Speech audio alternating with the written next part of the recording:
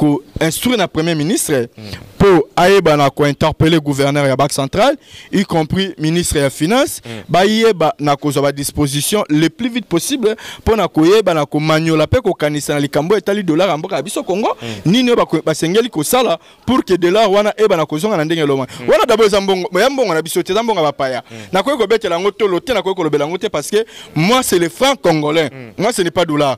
Yango wana pour na ngai na linga ma ko lobela kama dollar te pour na linga na mbongo wana te, eza pe mbongo na ngai te. Mbongo na ngai za franc congolais. Mais tellement zambongo za ko isiso katamboka biso Congo, to zanga ka te ko participer pour na ko lobela yango. Mais na ebide ke tamu konje ko na likaniso azwaki, ayeba ki na ko instruire premier ministre et longo na gouverneur banque, na ministre finance pour ba ndeni ya ko tia ba moyen moko consistant pour ko permettre à ce que dollar e ba na ko sa nini ko kita. Mais ba disposition déjà est en marche. Sauf que moi bidongolo miso bazangi te. Oyo bazolinga komema yango na modèle ya précipitation pour na koyeba na kotia population en débandade et à difficulté parce que le taux na niveau à Banque centrale est reconnu.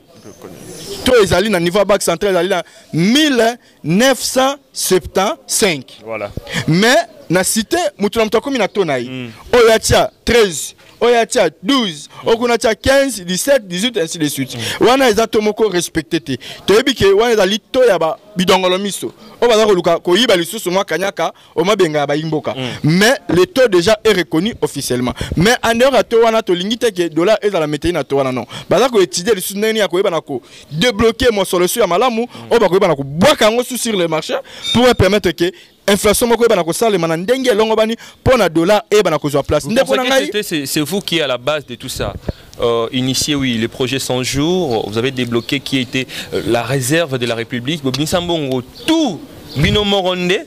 Bobanda no makamboana bobnisimbongo ezaki réserve, ce qui pouvait nous aider en cas de crise oyo. Binomoronde bo dépenser mbongo wana comme ça et maintenant là bisonné population doit souffrir. Mais mon frère, là vous me poussez encore de commencer à dire la vérité. Là, vous me poussez encore de dire la vérité à la population congolaise, qui a permis à ce que nous ayons une économie extravertie dans ce pays. Hein? Qui a permis cela? Si ce n'est pas ces gens qui ont dirigé ce pays hier, si ce n'est pas le régime passé, au lieu de créer des banques ici au pays. Kabila vous a laissé une réserve quand même. Mais je vous dis d'abord, écoutez mon frère, au lieu de ces gens-là créent les banques ici au pays, ils sont plongés dans la commission. Ils créent des banques, ils créent des banques pour les permettre à blanchir de l'argent. Et après avoir blanchi l'argent là, qu'est-ce qu'ils font?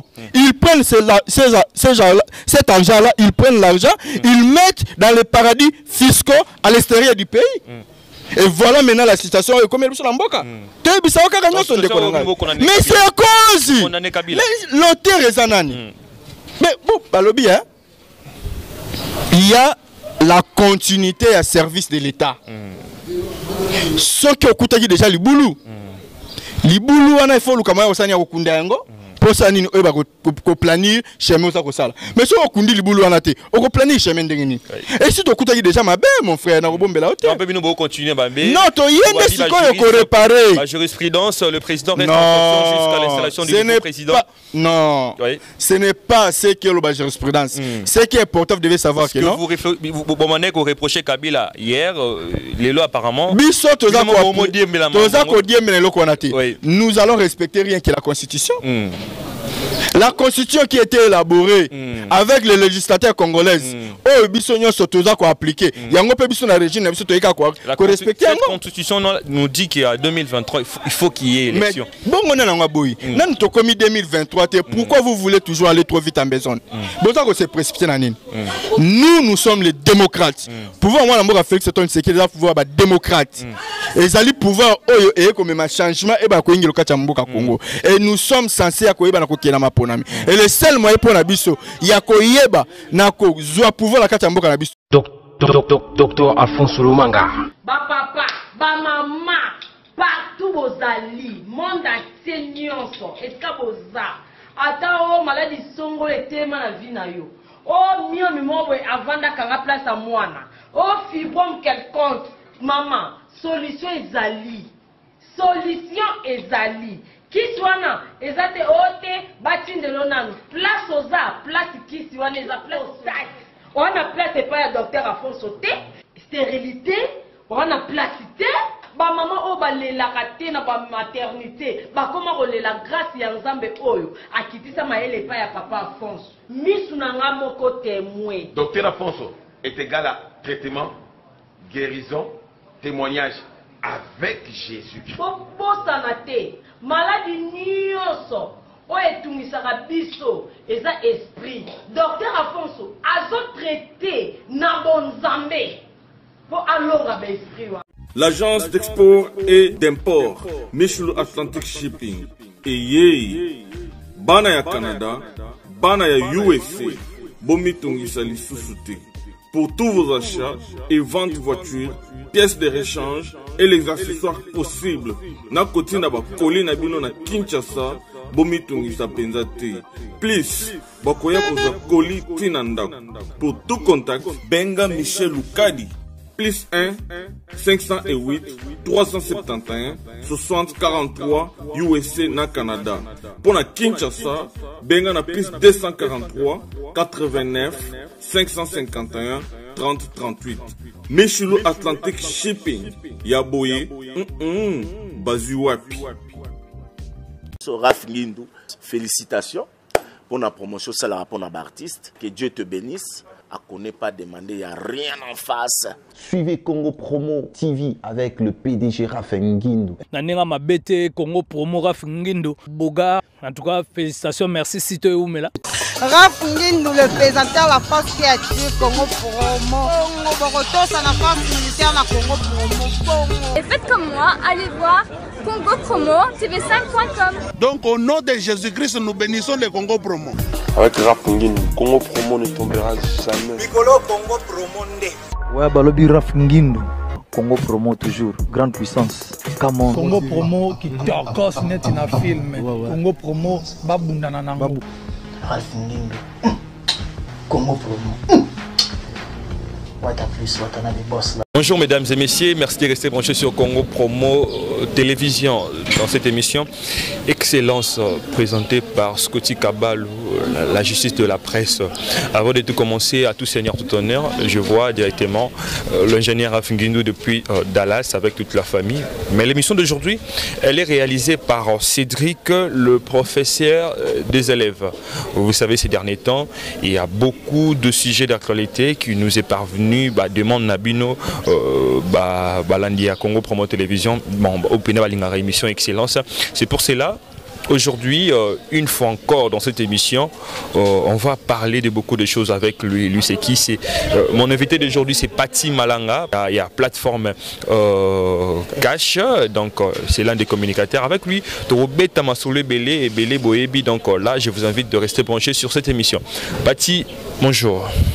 Bonjour mon amboka, ezalinga wabino Paty Malanga, somi ya ba congolais nyosotu, nazali coordonnateur de communicateurs volontaires fatiste et en même temps nazali moko tozali ko kamba jeunesse ya Lingomba babengi pona, ezali allié fidèle, allié naturel ya IDPS des vivants ya Kondo Etienne Tshisekedi wa Mulumba.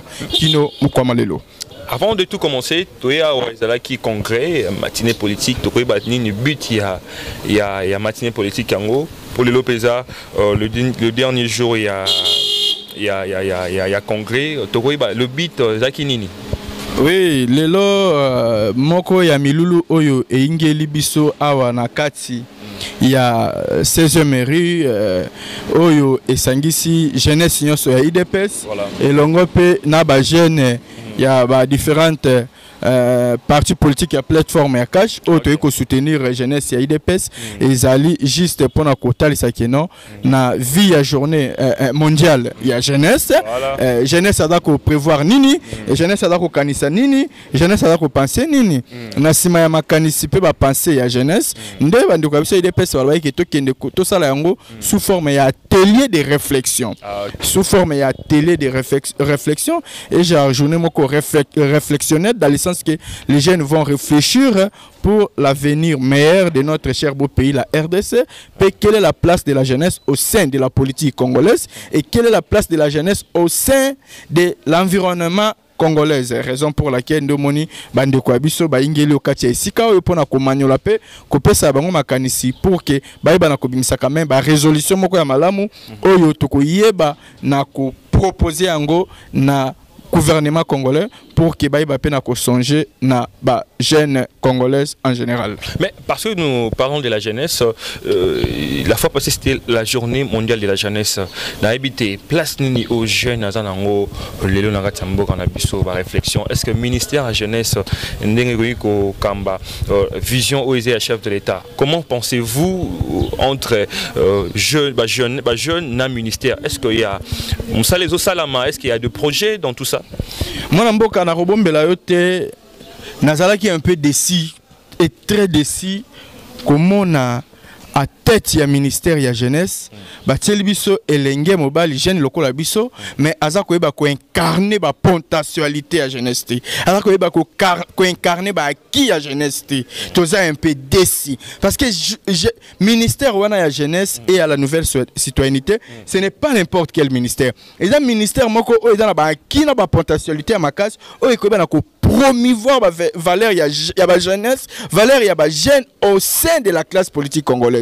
Les jeunes congolaises baza délaissés, baza éparpillés, baza déconsidérés sur tous les aspects politiques, physiques ya mboka na biso. Yango boza komona bakuluna baza ko ingelo kati ya mboka biso Congo, yango boza komona ba shege, ba fazer, hein, les enfants de la rue. O baza ko zwali sous considération te na kati ya société mboka biso Congo. Oza komona que non, il y a beaucoup de situations déplorables au Bajen Bazako les Kanango Kachamboka Congo. Bien sûr. Un bâton magique et puis tout change. Non, il faut qu'il y ait des procédures. Mais ça biloko moko ebanda kalandingo lobi wana. Mais pour na to longa biloko wana il y a toute une procédure à suivre. Voilà. Et ce sont les procédures oyo biso to sengeli ko yeba na ko appliquer on a régime na biso et quand même na mona mboka monsieur le président de la République Félix Antoine Tshisekedi o to za ko benga modérateur suprême. Voilà. Et c'est ça les procédures oyo sengi biso to ba ko appuyer on a sabato mo kondekolo pour ayeba na ko mettre en applicabilité. Tant le on a za ko pesa sous coup de chapeau longonya mokako sona ta mo kondekolo mona mboka Félix Antoine Tshisekedi na gratuité enseignement oyo ebi na ko ingela bana à peu près 4 millions d'enfants au bazou n'angela l'école bana wana pe bazaki mingi ba shege mingi ba koma ki délaissé miso ba kota ki n'angela koluna pona nini makoki ya koyeba na kozongi c'est bon l'école ezala kité mais grâce à gratuité enseignement les bana wana bazongi n'angela l'école déjà un aki otamo konje école mwana mboka Félix Antoine Tshisekedi a sali ya mi balé tolobaki pona ba omoni ba kuluna wana eza kolinga kosila te tolobaki il faut ba yeba nako créer ba centre d'encadrement ba centre de récupération pona ba jeune wana tout le monde a déjà il y a un peu qui s'est fait Nathan il y a Kabila musée il y avait plus de Chege il y avait plus de donc né alobaki que nzela et bota montouté nzela za na mona té et puis on a constaté c'est là que il y avait plus de Chege nzela za ki mena bien et puis Kabila ndima ambwani osonga pourquoi pas bon ça peut-être ba mesure wana ou bien ba Marambo au basalaki na tona pour pesa bino pe au résultat mo eza favorable parce que bino mbo gérer. Merci mon mboka yango na lobby gestion na biso ezali différent na ba gestion ya ba régime nyonso passé politique ya mwana mboka Félix Antoine Tshisekedi na lobaki eza pédagogie mais bato va comprendre on a pratique na pratique nde bato va comprendre yango raison pour laquelle de mon nabi que non il faut te yeba population doit constater rien pas de changement yonde mutolobi ce que tu ni ba imboka ba imboka déjà la même chose non de comment na mboka koloba bongo te parce que contre les choses koloba bongo te mwana mboka parce que comment la population congolaise en général la minute baza ko pesa toujours longonya mokako so ata mokonje kolo na mwa mike ya malamu ya bolingo ya salali ba imboka na une année et demie ya pamba koti na ngwende ki bokonja Congo c'est déjà un acquis allons lentement sûrement et jusqu'à ce que nous allons atteindre notre objectif 5 ans ezali na yango ebele mais na 5 ans wana pe ezali pe ebele te au moni pona nini to lobi ke non biso na régime o to koluka moyen ko exterminer o nyoso tangami ya mabe na niveau ya classe politique ya mboka biso surtout na intelligence pona ni to libongo parce que biso to dans la procédure na biso à suivre to yebi ke bana wana to sala tout to exterminer bango ba kuluna ba kozala lisusu te ba délinquance juvénile wana e kozala lisusu te yango moni to lobi ke faut travailler étroitement na ministère intérieur na ministère éducation na ministre moko ya jeunesse donc ba ministère on ba ministère moko il fait bana kozala en collaboration pour na ko bana kolandela maïnyo so ko liko kati mboka biso na niveau ya jeunesse mboka biso. On se pose des questions. Est-ce que pourquoi pas bo informer qui peut ou bien bo peut invitation à un ministre était il pouvait aussi participer pour au moment où vous donnez des réflexions et ça l'appelle que non échangement entre les jeunes de l'UDPS et alliés na ministre et moro tutelle. Est-ce que vous avez pensé à cela? Merci. Il n'y a pas de ministre cash, il n'y a pas de ministre FCC. Est-ce que vous pensez qu'il peut être dans le laboratoire Nabino pour Solana et Longo? Merci mon amboka la mutuna kitoko. Bisoto koti étude ya réflexion. To koti atelier ya bokanisi pe boyebi. Mais tant que to kosi la komanyola. To bengisi pe entre autres moi ba moko ya ba autorité amboka biso Congo. To bengisi bango pe bazala ki na biso lobby le lope na clôture miso ba ozanga kozala te. Pona ko yeba kozwa o etali cahier de charge na biso par rapport ya atelier réflexion to kosala na to komanyola pe to kobimisa wana. To ko ba ko mettre yango à la disposition ya ba bazala ko kamba ba institution amboka biso po ba ko manyola ce qui est ko apporter un plus parce que il y a des centres de formation existants en Mboka lokola INPP. Voilà, INPP wana il faut ingela tout étendu à RDC dans tous les 26 provinces. Mais prix motuya caution mbongo oyo baimboka bakenda ko futa pona ko formation na INPP eza dépassé, eza débordé, eza ya koleka et to tolérer yango te. To lingi il faut ba centre lokola ba INPP wana ils arrivent à centre de formation oh pona bao balingi ko récupérer bao balingi ko apprendre to ko linga ke INPP e bana ko réfléchir na ndenge elongo bani dans le sens que nini INPP e comme na montant moko favorable montant moko insignifiant o ekopesa accès na baimboka ba Congomani nyoso baza na accès au kende ko formation kuna na yeloko to lingi non to va nek toucher peut-être $400 qui était ba professeur msusu ba $600 bokitisi ba on a 300 000 francs donc bato bande ko futa la INPP bolingi ba salaire ba tu ba neka ko kita na eko kitate parce que ba onyo surtout ba yeba kana kotangisa au kati ya INPP bango nyonso bazali au détriment ya l'état congolais baza ba fonctionnaire ya l'état baza payé par ministère ya titel o eza ko yeba ko responsabilité na Itali enseignement éducation kati mboka biso Congo. Donc il y a pas de tabou là-dessous, il y a pas même de contradiction. Ba enseignant bango to kutaki bango ba enseignant to kutaki ba enseignant ba minero na ba salaire ya ba 95 000 francs. Lelo est commis fois 3 fois 4 ba commis ko toucher 410 000 francs congolais. Qui touchait 600 parce que nini a gratuité c'est pas tout le monde qui en profite ba tout souvent la pour la gratuité au yebi te belé ba la pour la gratuité selon bango salaire na bango c'est divisé par 2 par 3 et mais gratuité ils ont la likambote qui est quoi ça pourquoi sur la likambote les salaires à l'état et salaire ya ba enseignant ils ont la likambo mon côté au bato ko cancela yango le contraire par rapport à option to da ko mona na likambo etali salaire ya ba enseignant tout est bel et bien déjà orienté et ordonné to yebi ke ba enseignant to kutaka ba on a salaire ya mabe o banda ko zona 5 000 francs congolais mais lelo dès arrivé à mon mboka Félix Antoine Tshisekedi na ngwenda kibokonzi ba enseignant ba komi ko toucher 410 000 francs congolais c'est déjà un acquis sauf que tous a un problème de constater qui oyo na niveau il y a ministère il y a EPST il y a un peu bakamoko wana ils déplorable fictif c'est ça il y a au moins 25 600 ceux qui 25 millions 25 millions 600 et 700 et quelques comme ça il y a des agents fictifs oyo il faut balandela yango malamu o bande ko lia mbongo ya leta ya ofele baza ko lia mbongo ya leta na kimutema munene pe kimutema mabe sans pour autant tenir compte na bandeko baza ko nyokoma na o eteli ko pesa bana ya biso mayele ko tangisa bana ya biso mais bango misusu baza ko bénéficier te ndenge to baki na ba NI mususu baza ko toucher wa bango mosolote na ba ne payer mususu pe o baza ko lela o il fallait ba régulariser situation na bango mais ko tala ba fictif ya modèle wana mutema likundu o yeko ingelo kata bidongola miso o baza baza okati ba institution mboka na biso o baza kolinga kufungula mtima te pona changement eba na koingela okati ya mboka mais to kumisi nzambe parce que ceux qui moi na mboka Félix Antoine Tshisekedi doit pouvoir na mboka ote makamso ngato découvrir yango te parce que la semaine passée c'était le lundi passé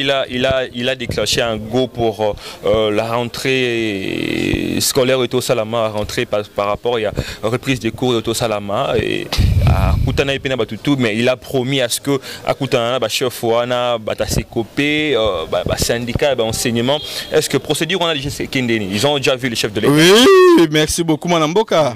Tata mokonzi ekola uta eko yamba ba syndicat ya ba enseignant nyoso ya ba département tout différent pe azuté akosona bango pe azuté akoyoka bango ba syndicat ba proposer il faut enquête ba na kosalema na niveau ya EPST pona koyeba na kolandela ba NI na ba no paye nyoso tu ya RDC ya biso mboka Congo pe na minute tamo konzi ekola ndimi kozwa en considération bango moko ba sengi na tamo konzi ekola keno ba ko travailler en étroitement pe en collaboration na ba expert mususu ba uta na niveau ya présidence na ya bango pe ya ba syndicat pour que ba na kobimisa ba bon enquêteur pour na ko na ko mener ba enquête na niveau ya ministère ya EPST pour na ko landela ba fictif o lelo ba bimi belé o to ba ki mituna makona bango te pour na ko landela ba nouvelle unité o ba za ko so mosolo te na ba no pays nyo surtout et ça déjà le kanisa malam tata mo konzi école à lobby l'avenir ya lobby ezani na nzela à l'école l'avenir ya lobby na sima ya jeunesse mais jeunesse o ba ko na ko ingela na nzela ya l'école yango moni ya pesi ma ele ya pesi makaniso ya ke non il faut moi na nyonso azonga na nzela à l'école atanga pe ayeba na koyeba na kozala na savoir vivre, savoir être connaissance, quand même opportunité, considération. Une bonne chose, la gratuité de l'enseignement. Pour la gratuité, avec quelle infrastructure, surtout pour la Kinshasa. Les gens souffrent de ça. On a besoin de la gratuité. Avec quelle infrastructure, avec quel personnel. Parce que on a des témoignages, il y a déplorer. La manière dont la manière dont personnel ou on a commis qu'on négligé parce que tout est gratuit. Merci beaucoup. Nakoye bisayo boy mwana mboka. Likambo ya gratuité enseignement ezali constitutionnel. Bandeko ebele ba dirigeant mboka ou ta régime passé, ba yebaki keza constitutionnel, mais bazwa ki mpifona ndingisa ko ba ko appliquer yango. Vous pensez pas que c'est un peu précoce? Mais non, ce n'est pas prêt dans le sens que on a précipité non. Nous ne sommes pas précipités. Nous avons respecté rien. Nous avons respecté rien que la constitution d'abord. Il y a les écoles, oh déjà l'été c'est à Tonga, oh Tokutaki Yango. Mais cela ne nous empêche pas que non, c'est notre travail, nous allons ajouter encore les écoles, y compris les bâtiments. Mais tu réhabiliter. Au lieu de cet argent, construire une autre école. Je vous dis, sur tout étendu à RDC, de réhabiliter quelque chose qui existait déjà. Moi, Namboka, nous avons construit les écoles, je vous dis déjà. On a construit quelques écoles déjà. Avec de belles bâtiments, autotonie dans différentes étendues à RDC, et on a encore réhabilité, seulement, dans les différentes provinces au monde que nous avons réhabilité aussi les différentes écoles. Autozongi sango lisusu neuf, qui vraiment à Lambo. Ozaki ataba na na kati wana soka mbule beti classe katani. Mais to yebi na ko bongisa yango, to yebi na ko réhabiliter yango, to zongi sango pe à Lambo, to yebi su na ko construire. Malgré to yebi na ko sala nanu o ezali valable était pour na ko yeba na ko tia un bon infrastructure na niveau d'enseignement. Mais nous sommes censés à ko yeba na ko sala yango. Peto bandi et c'est moi tamo konje ko na ko bakeza malamu ke tango lobby pe na ko sala. Et ça te ya lobby akanyi monoko akanyi maboko afin de non. Alobaki peut à réaliser. Même sur la gratuité, to bandi peut na ba construction, ba réhabilitation ba école, c'est déjà un acquis. Tozo qui est nango lentement sûrement jusqu'à ce que tu dois atteindre 5 ans abisso, to yebi que il y aura de belles infrastructures au dans le niveau enseignement. Au ban abisso ba autant ndenge longo bani. To encourager yango to féliciter yango. Ce n'est pas dit baloba que non, le quoi tamo konje ko la pesi gratuité, il fallait pas pesa yango, ce n'est pas le moment, il fallait no bana na ko sala boko. Non. Bana wana sko au 4 millions bazongi ndia l'école. Yo linga batanga kaka te. Mikolo zo le kabambu les zo le kamikolo mais non, les enseignants. Avec quelle motivation? Non, je vous dis que les enseignants sont motivés. Tous les enseignants qui étaient déjà mécanisés, tout le monde sont payés. Sauf que une une grande partie ba en ibaza payé.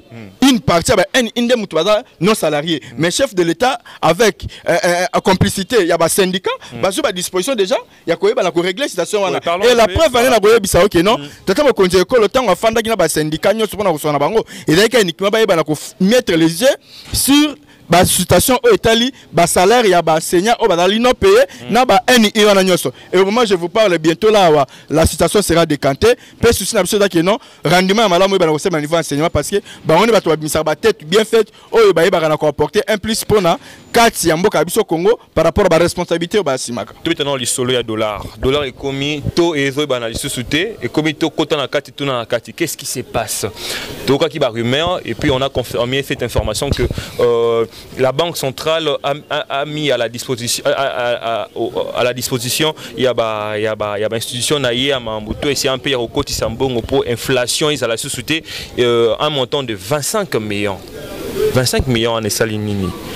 Tout le monde a eu dollar qui était à 13 et qui était à 14. Bon, le problème, il y a Makambo Italie, dollar d'abord, Nazali financier, puis Nazali économiste. Mais étant qu'analyste politique, tu as toujours participer à ma candidature. Mais aussi un citoyen. Surtout ça. Ngai na mona kitamo konje ko mwana mboka Félix Antoine Tshisekedi ndenge ayebaki na ko instruire na premier ministre pour ayeba na ko interpeller gouverneur ya Banque centrale, y compris ministre ya finance, ba yeba na ko za disposition le plus vite possible pour na ko yeba na ko maniola pe ko kanisa na likambo etali dollar mboka biso Congo nini ba sengeli ko sala pour que dollar wana eba na ko zonga na ndenge loma. Wana d'abord zambongo yambongo na biso tezambonga bapaya. Na ko ko betela ngoto lote na ko ko lobela ngote parce que moi c'est le franc congolais. Moi ce n'est pas dollar. Yango wana pona ngai na linga ma ko lobela kama dollar te pona linga na mbongo wana te eza pe mbongo na ngai te. Mbongo na ngai za ndi franc congolais. Mais tellement za mbongo za ko existo kata mboka biso Congo, tozanga kata ko participer pona ko lobela yango. Mais na ebi de ke tamo konje ko na likaniso azwaki, ayebaki na ko instruire premier ministre et longo na gouverneur banque, na ministre de finance pour ba de ndeni ya ko tia ba moyen moko consistant pour permettre à ce que dollar e ba na ko sa nini ko kita. Mais ba disposition déjà est en marche. Sauf que moi bidongolo miso bazangi te. Oyo bazolinga komema yango na modèle ya précipitation pour na koyeba na kotia population en débandade et à difficulté parce que le taux na niveau à Banque centrale est reconnu. Taux ezali na niveau à Banque centrale ezali na 1975. Voilà. Mais na cité mutu na mutakomi na taux na yi. Oyo tia 13 Oyatia 12, Okunatia 15, 17, 18, ainsi de suite. Wana eza tomoko respecté te. Toyebi ke wana eza lito ya ba bidongolo miso. O baza koluka ko yiba lisusu mwa kanyaka o mabenga ba imboka. Mais le taux déjà est reconnu officiellement. Mais en dehors to wana to lingite ke dollar eza la météo na to wana non. Baza ko étudier lisusu neni ya ko yiba na ko débloquer mon solution ya malamu, o ba ko yiba na ko bwaka ngo sur le marché pour permettre que inflation moko bana ko sale mana ndenge longo bani pona dollar e bana ko zo place. C'est vous qui est à la base de tout ça. Initié oui le projet 100 jours, vous avez débloqué qui était la réserve de la République. Bobnisambongo tout binomoronde bobanda no makamboana bobnisimbongo ezaki réserve, ce qui pouvait nous aider en cas de crise oyo. Binomoronde bo dépenser mbongo wana comme ça et maintenant là bisonné population doit souffrir. Mais mon frère, là vous me poussez encore de commencer à dire la vérité. Là, vous me poussez encore de dire la vérité à la population congolaise, qui a permis à ce que nous ayons une économie extravertie dans ce pays. Hein? Qui a permis cela? Si ce n'est pas ces gens qui ont dirigé ce pays hier, si ce n'est pas le régime passé, au lieu de créer des banques ici au pays. Là, vous avez laissé une réserve quand même. Mais je vous dis d'abord, écoutez mon frère, au lieu de ces gens-là créent les banques ici au pays, ils sont plongés dans la commission. Ils créent des banques, ils créent des banques pour les permettre à blanchir de l'argent. Et après avoir blanchi l'argent là, qu'est-ce qu'ils font? Ils prennent cet argent là, ils prennent l'argent, ils mettent dans les paradis fiscaux à l'extérieur du pays. Et voilà maintenant la situation. Mais c'est à cause. L'auteur est Zanani. Mais bon, il y a la continuité à service de l'État. Ceux qui ont déjà le boulot. libulu wana il faut lukama osanya kokunda yango posa nini oba ko planir chemin osa ko sala mais so okundi libulu wana te o ko planir chemin ndenge nini et si to kutaki déjà mabe mon frère na ko bombela hotel on peut bino bo continuer bambe non to yende sikoyo ko réparer la jurisprudence le président reste en fonction jusqu'à l'installation du nouveau président non ce n'est pas ce que la jurisprudence ce qui est important vous devez savoir que non vous demandez qu'on reprochait Kabila hier les lois apparemment biso toza ko diemela loko wana te nous allons respecter rien que la constitution. La constitution qui a été élaborée avec les législateurs congolais, oh biso nyonso toza ko appliquer. Yango pe biso na régime na biso to yeka ko respecter yango. La constitution nous dit qu'en 2023 il faut qu'il y ait élection. Mais bon on a nga boyi. Nan to komi 2023 te pourquoi vous voulez toujours aller trop vite en besoin? Boza ko se précipiter na nini? Nous sommes les démocrates. Pouvoir moi na mboka Félix Antoine Tshisekedi za pouvoir ba démocrate. Ezali pouvoir oyo e comme ma changement e ba ko ingelo kati mboka Congo. Et nous sommes censés ya ko yeba na ko kena maponami. Et le seul moyen pour na biso ya ko yeba na ko zwa pouvoir la kati mboka na biso. Ya ko yeba na ko zwa contrôle la kati mboka na biso, c'est ça. Toza susu ne lo musto ko sala te. Toza susu na makasi musu to ko sala te. Bon musiko na nzela kaka moko yango na maponami. Nde le seul nzela o biso toza na yango. Mais ko yoka batu ba lo baba so ngisa boy wana za ko concerner biso te. Mais État qui est congolais, État qui est bantou, les Kambako Solola, et banda le lote. Le dialogue. De l'existence. De 13 personnalités, et puis Théo Mon a rebondi par les 9 autres de FCC.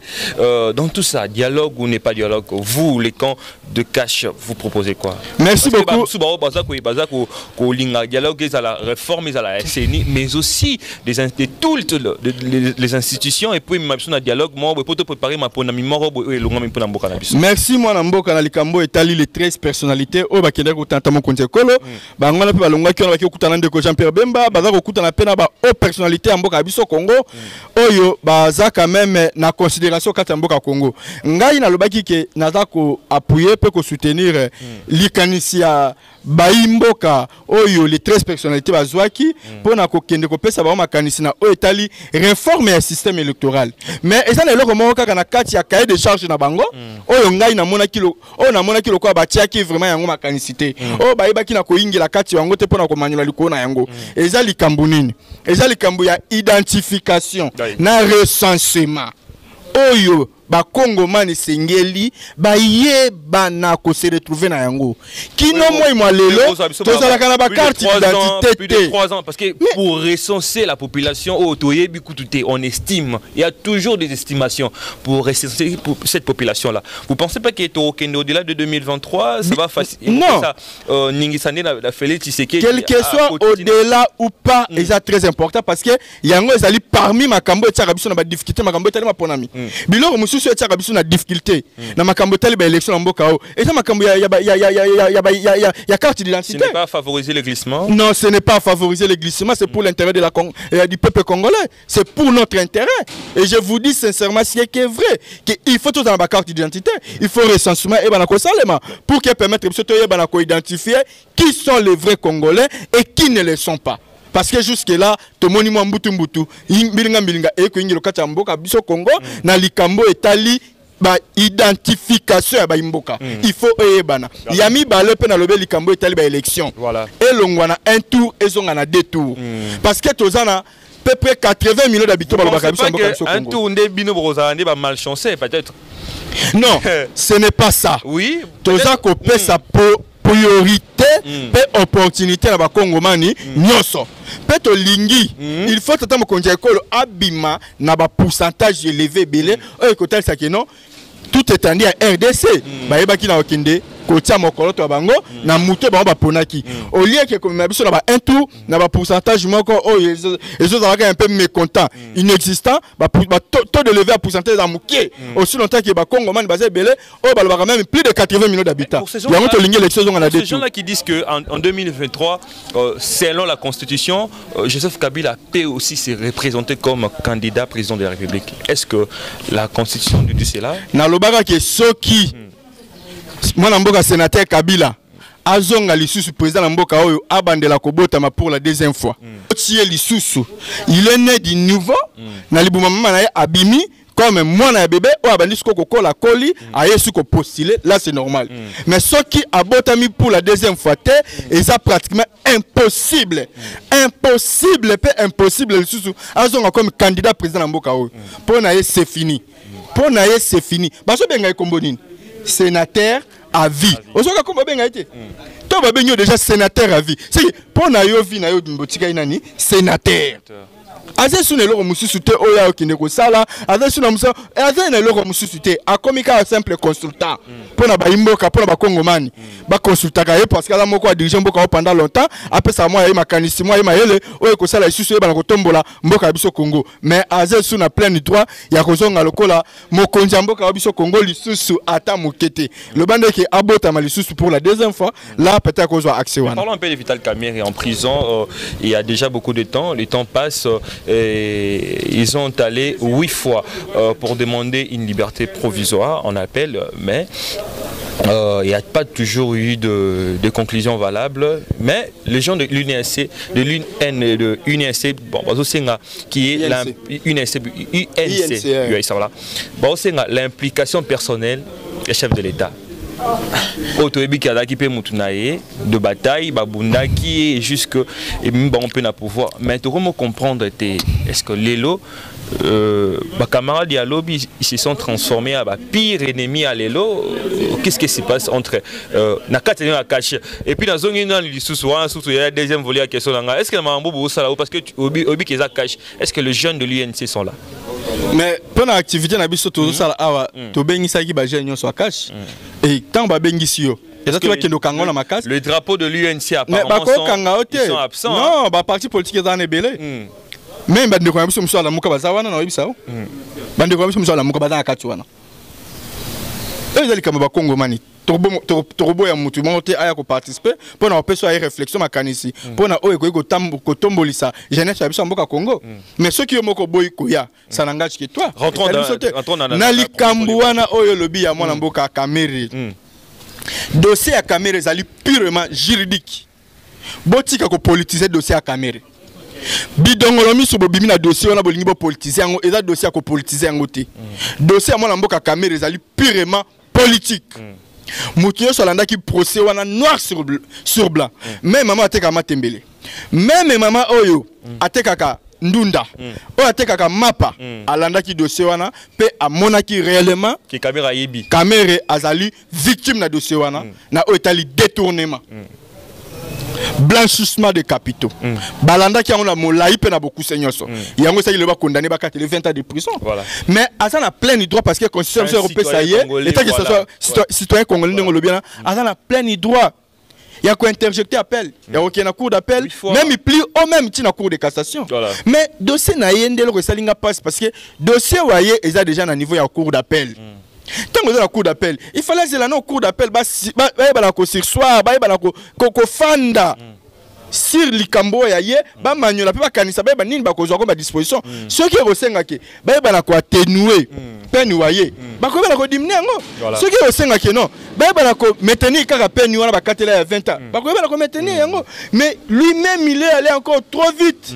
Il y a ko kenembala mo na niveau ya cour de cassation pour la mise en liberté provisoire. En guise de quoi? Aussi longtemps qu'il y a une cour d'appel constatué, siégé sur dossier naoté. Mais parlons un peu de... Parce que nous parlons vous ne voyez pas qu'il commence à aller trop vite en besoin? Parce qu'on parle, on parle de la justice de la République démocratique du Congo. Tout le monde a qui nomination à chef de l'État la fois passée. Mais il y a 2 juges qui boycottent d'être nominés quelque part. Non, maintenant, on a aussi l'année 2020.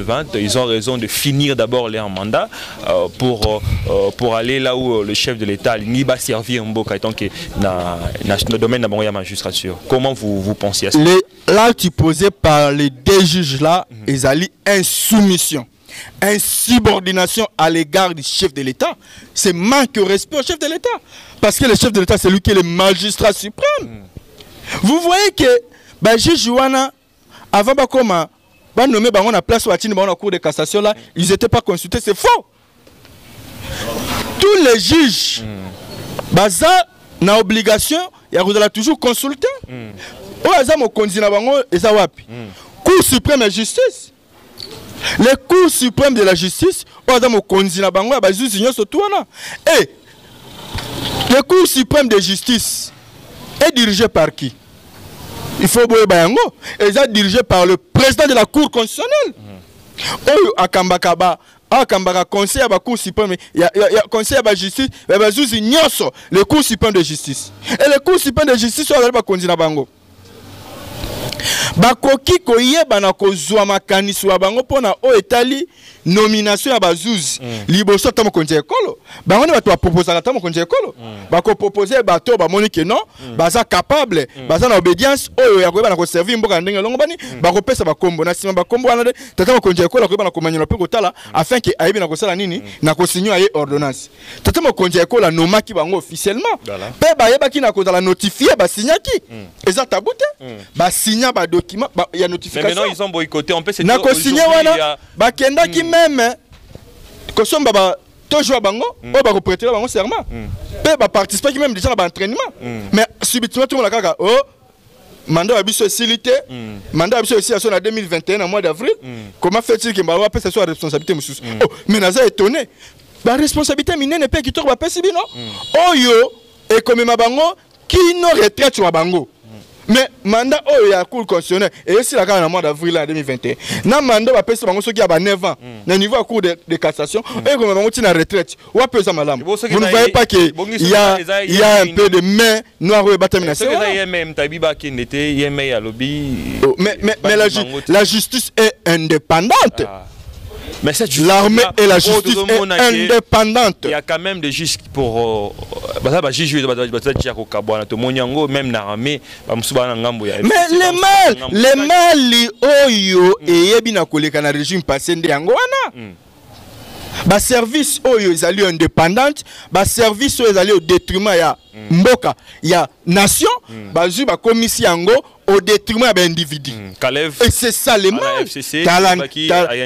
Tala biloko modèle wana. Mais les gens pensent Tala biloko modèle wana tout le monde en Kalev na marche ya bande ko FCC. Muto aza na ba secret na o état sécurité ba secret vraiment détail en mboka na biso ya kotika au détriment comme ça. Bah les gens pensent que beaucoup ko récupérer Caleb, beaucoup consulter étant qu'un bibliothèque il y a sécurité quand même ya mboka na biso. Ah ba numéro 1 ba sécurité en mboka oyo.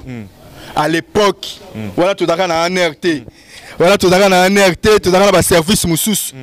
Avant le lobo mon yango comme le lo ANR, yebe uta na ba komboni, et uta na ba ADN, et uta na ba kombo moussous wana tile comme na ANR. Yebi bato liboso, professeur wana liboso akufa le lo misukutu. Ye muta liboso akota na monde wana ya service à sécurité mboka biso à l'époque ya Mobutu. Le lo za wapi? Yemo bato consulter, c'est obligatoirement ndeko ngbanda. Azaki numéro 1 sécurité na Mobutu te azali bana mboka il va to consulter et c'est obligatoirement te mboka biso to na bato mayele et to na bato oyo bazana bonya oyo bazana makanisi mala mpona oyo ko tomba mboka biso Congo par rapport ya ba responsabilité ba pesa bango ndeko Kalev azalaki moko oyo azana ko assumer responsabilité mona okata mboka biso na likambo etali sécurité azalaki na service ya l'état état que haut fonctionnaire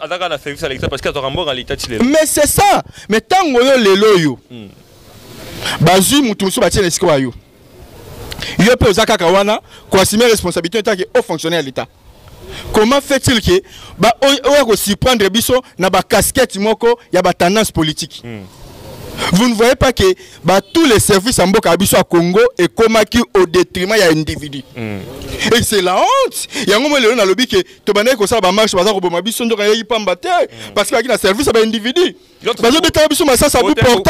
Donc quand ba konja ba l'armée wana ba la police il y a ba service à sécurité ba zala ki na bango au détriment individu moko boy. Pendant qu'on battre le pouvoir individu wana donc on va comment Biso ngulu. Les gens se posent des questions. UDPS avant d'arriver au pouvoir, mais besoin d'un pouvoir, l'autre fois, retourne à